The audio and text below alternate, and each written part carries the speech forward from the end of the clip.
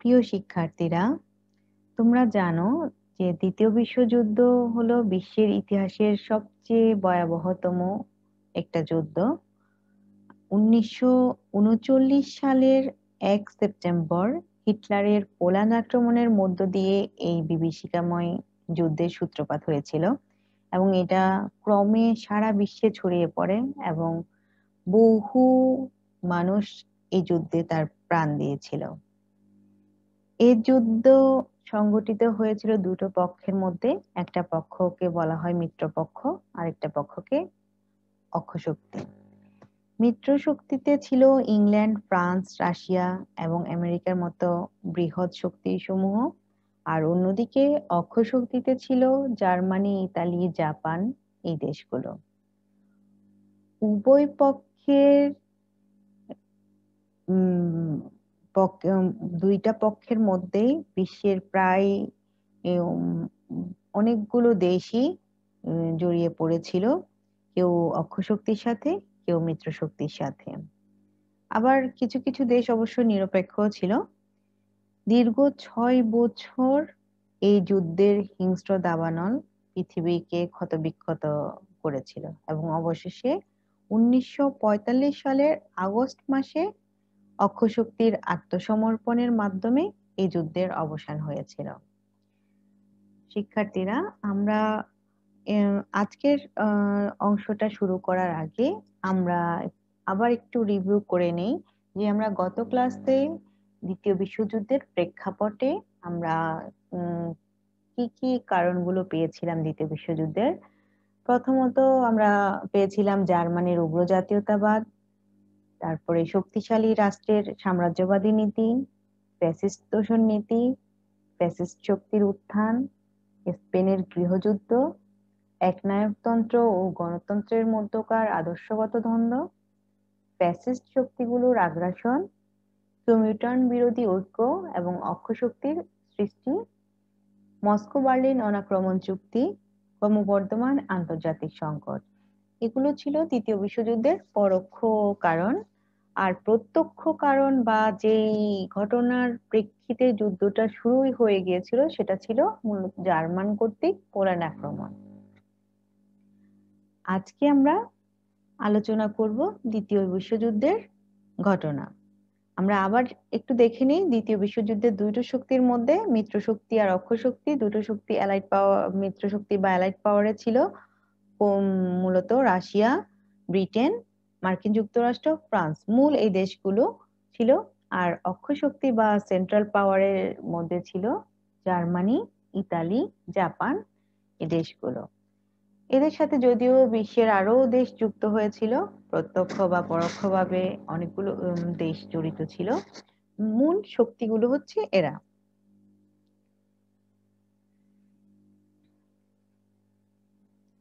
প্রিয় শিক্ষার্থীরা, 1939 সন থেকে 1945 সন পর্যন্ত এই বিশ্বযুদ্ধটা চলে এবং 1939 সালের সেপ্টেম্বরে জার্মানির পোল্যান্ড আক্রমণের মধ্য দিয়েই এই যুদ্ধের সূচনা হয়েছিল এবং জার্মানির অন্যায় আক্রমণের প্রতিবাদে ফ্রান্স এবং ইংল্যান্ড জার্মানির বিরুদ্ধে যুদ্ধ ঘোষণা করে এবং ওই বছরই তারা যুদ্ধের সূচনা হয়েছিল এই যুদ্ধ ঘোষণার মাধ্যমে। 1941 সনে জার্মানি রাশিয়া আক্রমণ করলে রাশিয়া মিত্রপক্ষে যোগদান করে এবং জার্মানির বিরুদ্ধে যুদ্ধ ঘোষণা করে। পার্ল হারবারে জাপান আক্রমণ করলে আমেরিকা মিত্রপক্ষের হয়ে বা মিত্রপক্ষের অনুকূলে গিয়ে তারা 1941 সালে 8 ডিসেম্বর বিশ্বযুদ্ধে যোগদান করে।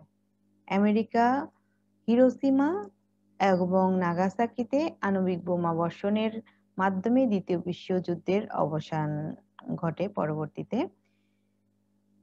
মূল কথা হলো আমেরিকার মতো একটি বৃহৎ রাষ্ট্র যুদ্ধের শুরু থেকে কিন্তু এই যুদ্ধের সাথে সরাসরি সম্পৃক্ত ছিল না। তারা 1941 সালের 8 ডিসেম্বর গিয়ে দ্বিতীয় বিশ্বযুদ্ধের সাথে সরাসরি সম্পৃক্ত হয়।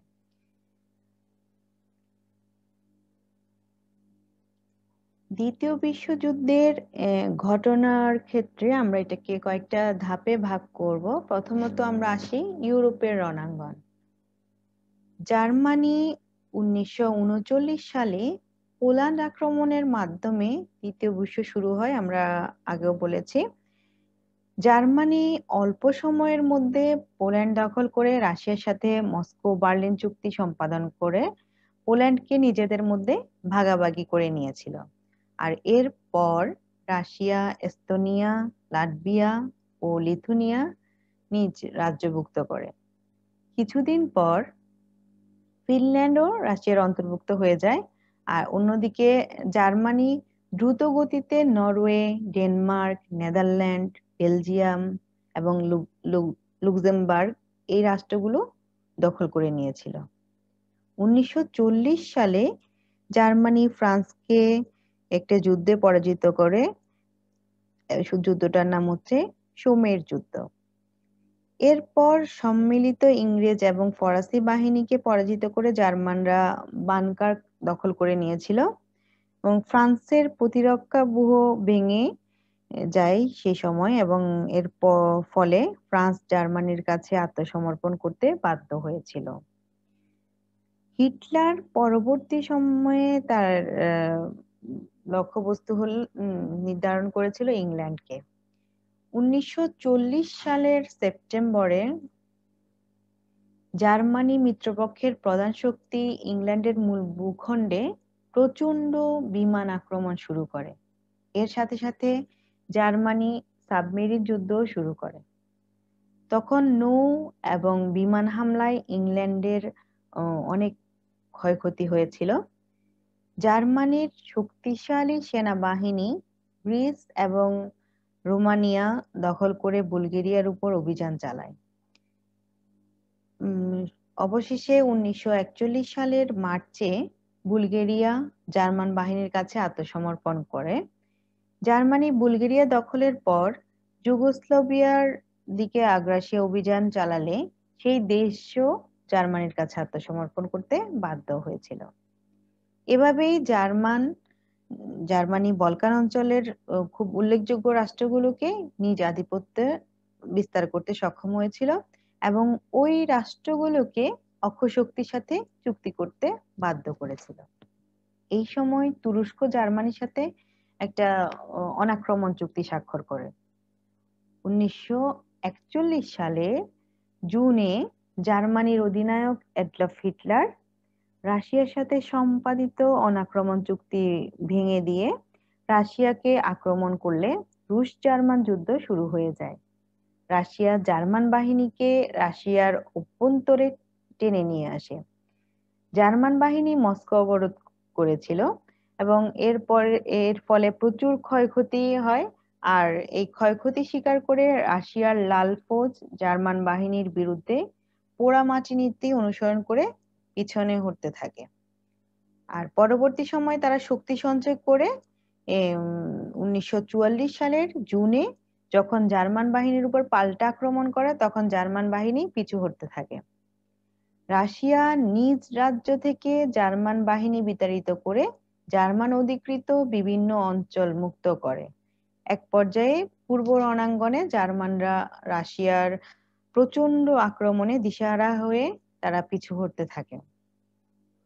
1940 সনে জার্মানি, ইতালি ও জাপানের মধ্যে ত্রিশক্তি চুক্তি স্বাক্ষরিত হয়। ইতালির মুসোলিনির আগ্রাসী নীতির ফলে পূর্ব আফ্রিকা যে যুদ্ধটা হয়েছিল সেখানে মিত্রশক্তির বিরুদ্ধে সাফল্য অর্জন করেছিল। কিন্তু পরে ব্রিটেনের হাতে ইতালি পরাজিত হয়ে পূর্ব আফ্রিকার স্থাপনাসমূহ তারা ছেড়ে দিতে বাধ্য হয় এবং পরবর্তী সময়ে ভূমধ্যসাগরে মিত্র বাহিনীর আধিপত্য বেড়ে যায়। দ্বিতীয় ধাপে আমরা বলতে পারি জাপানের উত্থান এবং আগ্রাসী মনোভাব বা আগ্রাসী যুদ্ধ। দ্বিতীয় বিশ্বযুদ্ধের শুরুতে 1939 সালে ইউরোপে ফ্রান্স ও ব্রিটেন যখন জার্মানির আগ্রাসী অভিযানে ব্যতিব্যস্ত, তখন জাপান ফরাসি ইন্দোচীনের উপকূলবর্তী দ্বীপসমূহ আক্রমণ করে এবং খুব সহজে এই সকল অঞ্চল দখল করে নেয়। 1942 সালের মে মাসের মধ্যে জাপান কার্গিল সি বা প্রবাল সাগরের উপর কর্তৃত্ব স্থাপন করলে মিত্রশক্তি ও আমেরিকা সরবরাহ লাইন বিচ্ছিন্ন হয়ে যায়। এর আগে 1941 সালের 7 ডিসেম্বর জাপান হাওয়াই দ্বীপে মার্কিন নৌঘাঁটি পার্ল হারবার হঠাৎ করে আক্রমণ করে এবং প্রশান্ত মহাসাগরে মার্কিন শক্তিকে সম্পূর্ণ ধ্বংস করে, এবং জাপান সরকারিভাবে আমেরিকা ও আমেরিকার মিত্র যেই দেশগুলো আছে বা শক্তিগুলো আছে তাদের বিরুদ্ধে যুদ্ধ ঘোষণা করে। এরপর জাপান গুয়ামোয়েক, মিডওয়ে ও ফিলিপাইনে মার্কিন ঘাঁটিগুলো ধ্বংস করে ক্রমে ওয়ামওয়েক দ্বীপপুঞ্জ দখল করে পশ্চিম দিকে অগ্রসর হয়। জাপানি বাহিনীর একাংশ তারা জল, স্থল এবং আকাশপথে তারা আক্রমণ চালিয়ে ভিয়েতনাম দখল করে। জাপান নৌবহর আরও অগ্রসর হয়ে চীনের দক্ষিণে ইংরেজ নৌবন্দর হংকং দখল করে নেয়। হংকং দখলের পর জাপানের সেনাদল উত্তর দিক থেকে স্থলপথে এবং দক্ষিণে সমুদ্রপথে ইংরেজদেরকে কলোনি মালয় আক্রমণ করে। ব্রিটিশ বাহিনী বাধা দিয়েও জাপানিদের সামনে দাঁড়াতে পারেনি। তখন জাপানি বিমান বাহিনীর তীব্র আক্রমণে ব্রিটিশ নৌজাহাজ প্রিন্স অব ওয়েলস ও সহকারী ক্রুজার রিপালস ধ্বংস হয়ে যায়। এরপর জাপান বাহিনী 1942 সালের ফেব্রুয়ারিতে সিঙ্গাপুর দখল করে। আর সিঙ্গাপুরের পতনের পর জাপানিরা ডাচ উপনিবেশ ইন্দোনেশিয়ার সুমাত্রা, জাভা, বালি প্রভৃতি অঞ্চল তারা খুব দ্রুত দখল করে নেয়। এ সময়ে ডাচ এবং ইংরেজ বাহিনীর বাধা নষ্ট হয়ে যায় বা ধ্বংস হয়ে যায়, তারা আর বাধা দিয়ে রাখতে পারেনি। জাপানি বাহিনী ক্রমেই বার্মার রাজধানী রেঙ্গুনের দিকে অগ্রসর হয়ে 1942 সালের মার্চে রেঙ্গুন দখল করে নেয়। সিঙ্গাপুর ও রেঙ্গুন হতে ইংরেজ সেনারা প্রত্যাবর্তন করলেও ভারতীয় ইংরেজ বাহিনীর অনেক সৈন্য জাপানিদের হাতে বন্দী হয়। তখন জাপানের সমর্থন ও অস্ত্র সাহায্যে মিত্রশক্তির বিরোধী ভারতীয় বাঙালি নেতাজি সুভাষচন্দ্র বসুর নেতৃত্বে আজাদ হিন্দ ফৌজ গঠিত হয়েছিল।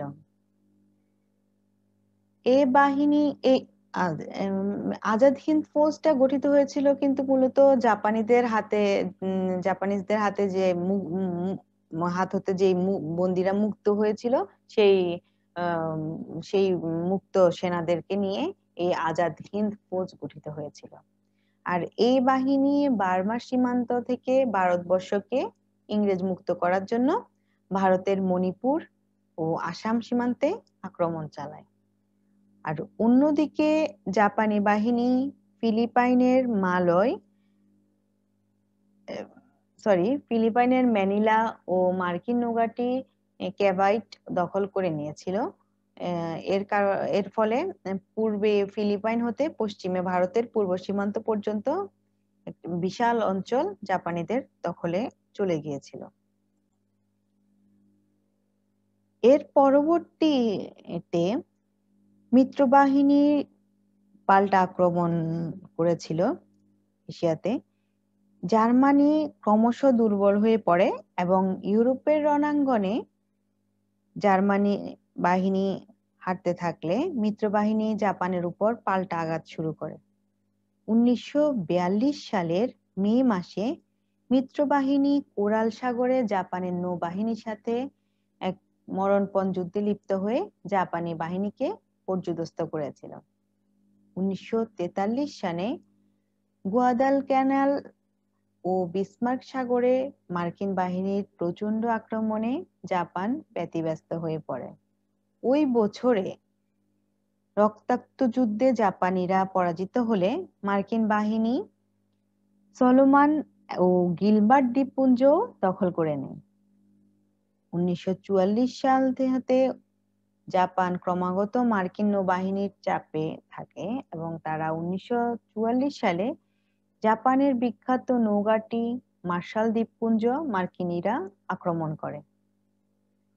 উভয় দলের এই রক্তাক্ত যুদ্ধের পর মার্কিনীরা গুয়াম দ্বীপপুঞ্জ তাদের দখলে নিয়ে আসে। ওই বছরের অক্টোবরে ফিলিপাইন হতে জাপানি কর্তৃত্ব হটিয়ে আমেরিকা তা দখল করে নিয়েছিল। আর মূল জাপান ভূখণ্ডের চারিদিকে যে প্রতিরক্ষা বলয় জাপান সৃষ্টি করেছিল, মিত্রবাহিনী ক্রমেই তা ভেঙে ফেলেছিল। জাপানের ওকিনাওয়া দ্বীপটিতে প্রচন্ড গোলাবর্ষণ করে প্রায় লক্ষাধিক সৈন্য অবতরণ করে। মার্কিন বাহিনী 7,283 জন সৈন্যের জীবনের বিনিময়ে দ্বীপটি দখল করতে সক্ষম হয়। অন্যদিকে জাপানি বাহিনীর সর্বশেষ সৈন্যটি বেঁচে থাকতেও তারা প্রতি আক্রমণ করতে থাকে এবং দ্বীপটি রক্ষার জন্য প্রাণপণে যুদ্ধ করতে থাকে। ওকিনাওয়ার যুদ্ধ ছিল মার্কিন বাহিনী ও জাপানি বাহিনীর মধ্যে শক্তি পরীক্ষার চূড়ান্ত লড়াই। এতে মার্কিন বাহিনী জয়লাভ করলেও জাপানি বাহিনীর দৃঢ়তা ও সাহসের পরিচয় মার্কিন বাহিনীকে স্তম্ভিত করে, কারণ জাপানিরা তাদের একদম শেষ রক্তবিন্দু দিয়েও তাদের দ্বীপটি রক্ষা করার চেষ্টা করেছিল। আর এর ফলে তারা সম্মুখ যুদ্ধের বিকল্প দিক ভাবতে শুরু করে আমেরিকানরা। এরপরে আসি আমরা পশ্চিম রণাঙ্গন।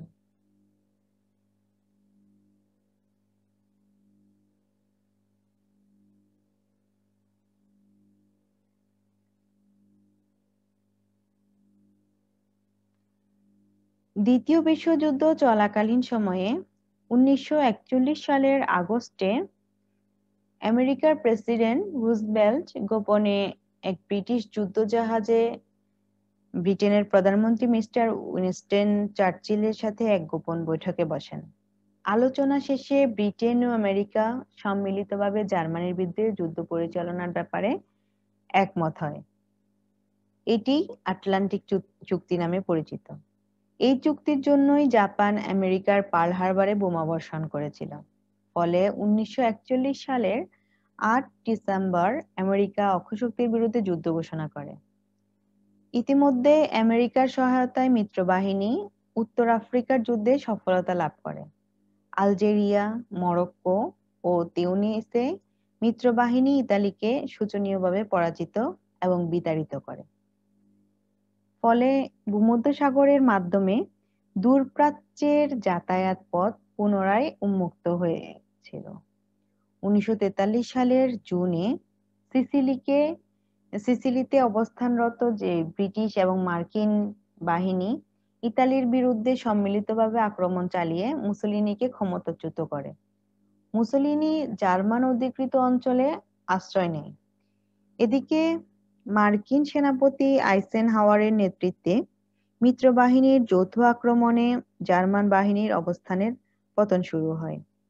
সাথে মিত্রবাহিনীর অনবরত বিমান আক্রমণে জার্মানির সাধারণ মানুষের জীবন দারুণভাবে বিপর্যস্ত হতে থাকে বা বিপর্যয়ের মুখে পড়ে। 1943 সালের নভেম্বরের প্রথম দিকে রাশিয়া, চীন ও আমেরিকার মধ্যে মস্কোতে এক সম্মেলন হয়।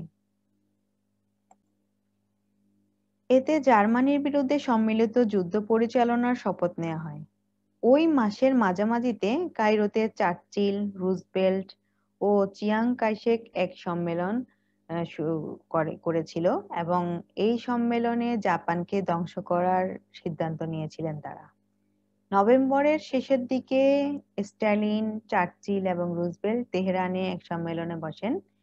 এই সম্মেলনেও জার্মানির বিরুদ্ধে চূড়ান্ত বিজয়ের পূর্ব পর্যন্ত যুদ্ধ করার সিদ্ধান্ত গ্রহণ করা হয়। 1944 সালের প্রথম দিকেই মিত্রশক্তির ব্যাপক সামরিক প্রস্তুতি ও অনমনীয় মনোভাব অক্ষশক্তির পতনের পূর্বাভাস দিতে থাকে। 1944 সালের 11 মে মিত্রবাহিনীর দুর্ধর্ষ সেনাবাহিনী ইতালির রাজধানী রোম নগর আক্রমণ করে। ইতালি বাহিনী আত্মরক্ষার আপ্রাণ চেষ্টা করলেও ব্যর্থ হয়। 4 জুন রোম মিত্রবাহিনীর হাতে চলে যায় এবং এরপর ইতালির বিভিন্ন শহরের পতনও ত্বরান্বিত হয়ে যায়। এরপর নিসা, ফ্লোরেন্স মিত্রবাহিনীর দখলে চলে যায়, আর এর দুদিন পরে ব্রিটিশ, মার্কিন ও কানাডিয়ান যৌথ বাহিনী নরমান্ডির দুর্ভেদ্য দেয়ালে ফাটল ধরায়। জার্মান বাহিনী তখন খুব মরিয়া হয়ে মিত্রবাহিনীর উপর আক্রমণ চালায়। জার্মানরা তখন মিত্রবাহিনীর উপর রীতিমতো চালকবিহীন বিমানের বোমা বর্ষণ করে ত্রাস ও বিভীষিকার সৃষ্টি করেছিল। তবুও মিত্রবাহিনী 1944 সালের 15ই আগস্ট ব্রিটিশ, ফরাসি ও মার্কিন বাহিনী একত্রে ভূমধ্যসাগর হতে ফ্রান্সে আক্রমণ চালায়। প্রচণ্ড গোলাগুলি ও ভয়াবহ যুদ্ধের পর 25শে আগস্ট জার্মান বাহিনী ফ্রান্সে আত্মসমর্পণ করে। 3রা সেপ্টেম্বর মিত্রবাহিনী জার্মানিদেরকে হটিয়ে ব্রুসেলস দখল করে। পশ্চিম রণাঙ্গনে জার্মানি মিত্রবাহিনীর হাতে ক্রমাগত হারতে থাকে। পূর্ব রণাঙ্গনেও রুশ বাহিনী জার্মানিকে পরাভূত করতে থাকে। 1944 সালের জুনে রাশিয়া জার্মানিকে মিনস্ক, পলোটস্ক, এস্তোনিয়া, লিথুয়ানিয়ায় পরাজিত করে এবং বাল্টিক সাগর পর্যন্ত অগ্রসর হয়।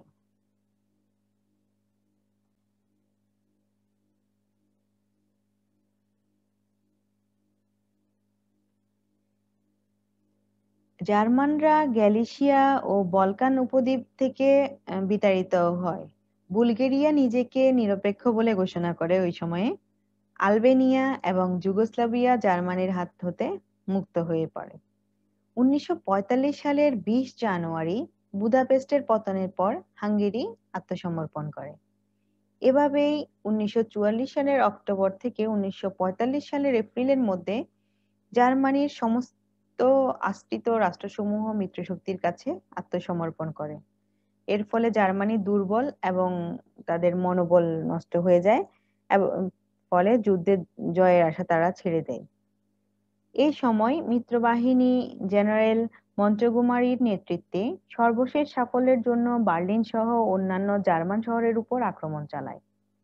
মিত্রবাহিনীর বিভিন্ন রণাঙ্গনে সফলতায় অবশেষে ইতালি ও জার্মানির সেনাবাহিনী 1944 সালের 20শে এপ্রিল বিনা শর্তে মিত্রবাহিনীর কাছে আত্মসমর্পণ করে।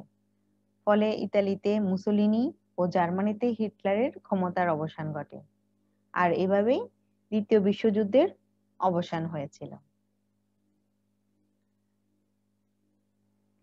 প্রিয় শিক্ষার্থীরা, জাপানের আত্মসমর্পণ এবং হিরোশিমা ও নাগাসাকিতে বোমা বর্ষণ দ্বিতীয় বিশ্বযুদ্ধের সবচেয়ে উল্লেখযোগ্য একটি বিষয়। জার্মানির পতনের পরও জাপান কিছুদিন যুদ্ধ অব্যাহত রেখেছিল। জাপান দক্ষিণ পূর্ব এশিয়ায় ইউরোপীয় শক্তিসমূহের উপনিবেশগুলো দখল করে এক বিশাল সাম্রাজ্যের মালিক বনে যায়। তারা মিত্রবাহিনীর কাছে বিভিন্ন যুদ্ধে পরাজিত হলেও অত্যন্ত দৃঢ়তা ও সাহসিকতার সাথে মিত্রবাহিনীকে প্রতিহত করছিল। মিত্রবাহিনীর রক্তক্ষয় এড়ানোর জন্য জাপানকে আত্মসমর্পণ করার নির্দেশ দিলেও জাপান এই বিষয়টা অগ্রাহ্য করতে থাকে। অবশেষে মিত্রপক্ষের অন্যতম শক্তি আমেরিকা 1945 সালের 6 আগস্ট জাপানের হিরোশিমা এবং 8 আগস্ট নাগাসাকি এই শহরদ্বয়ে আণবিক বোমা নিক্ষেপ করে।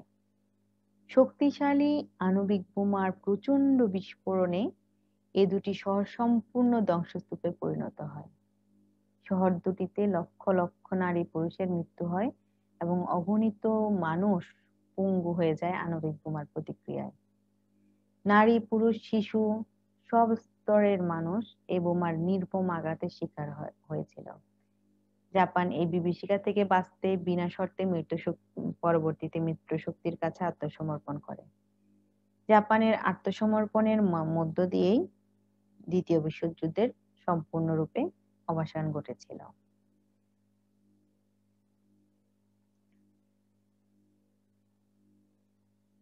প্রিয় শিক্ষার্থীরা, তোমরা ছবিতে যেটা দেখতে পাচ্ছ এটা হলো ওয়ার সিমেট্রির ছবি। বাংলাদেশে কুমিল্লা এবং চট্টগ্রাম এই দুটো জায়গায় ওয়ার সিমেট্রি আছে। মানে দ্বিতীয় বিশ্বযুদ্ধের যারা মারা গিয়েছিল তাদের মধ্য থেকে এখানে কিছু সংখ্যক মানুষের সমাধিসৌধ আছে।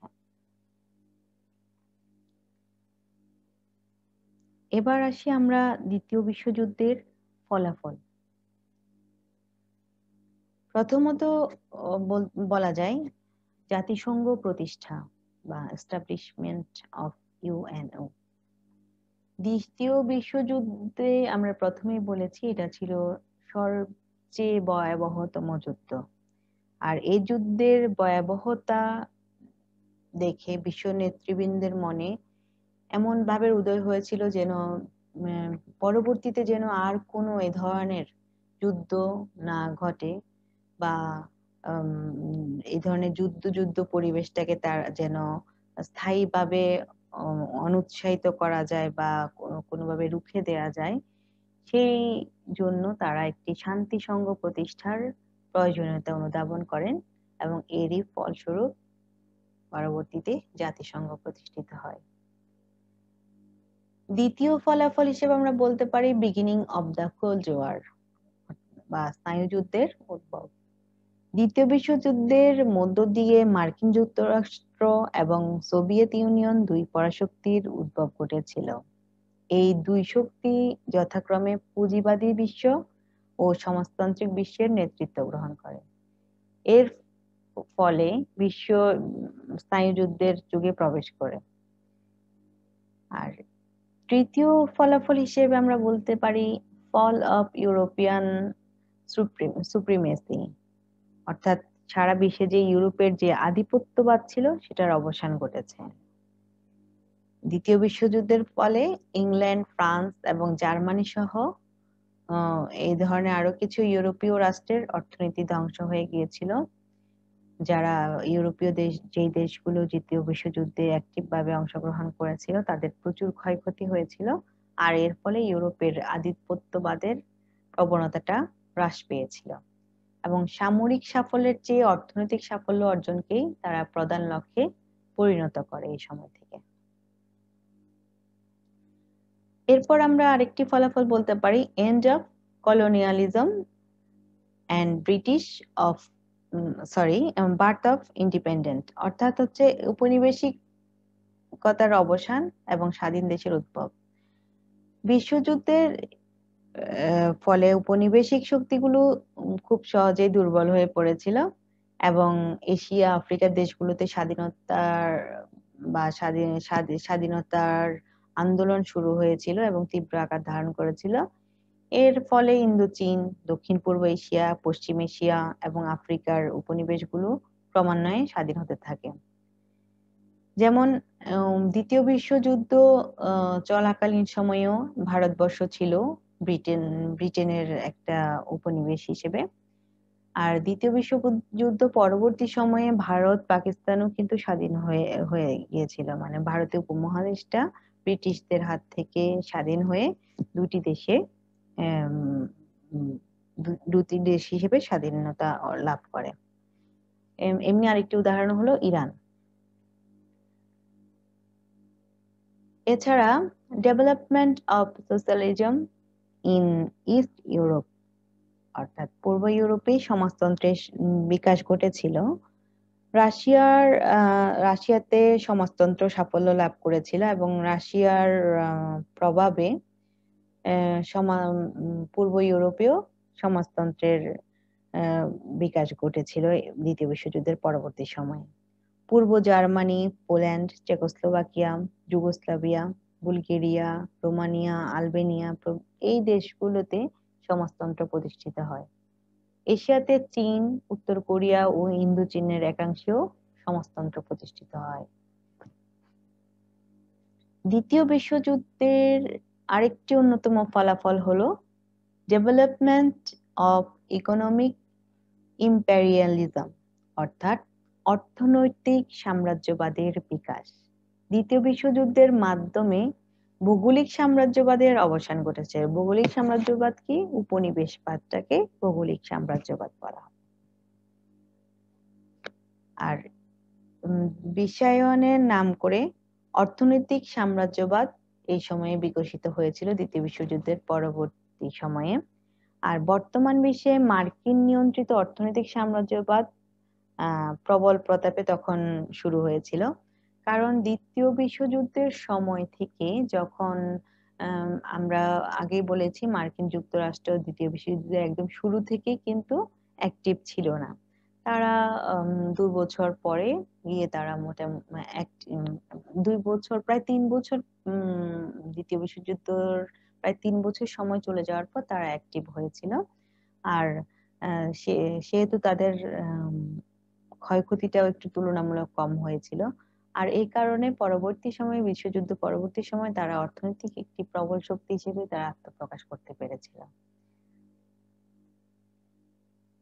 প্রিয় শিক্ষার্থীরা, তাহলে আমরা পেলাম দ্বিতীয় বিশ্বযুদ্ধের ফলাফল হিসেবে আমরা প্রথমত বলেছি জাতিসংঘ প্রতিষ্ঠা, স্নায়ুযুদ্ধের উদ্ভব, ইউরোপের আধিপত্যবাদের অবসান, উপনিবেশিকতার অবসান এবং স্বাধীন দেশের উদ্ভব, পূর্ব ইউরোপের সমাজতন্ত্রের বিকাশ এবং সর্বশেষ অর্থনৈতিক সাম্রাজ্যবাদের বিকাশ।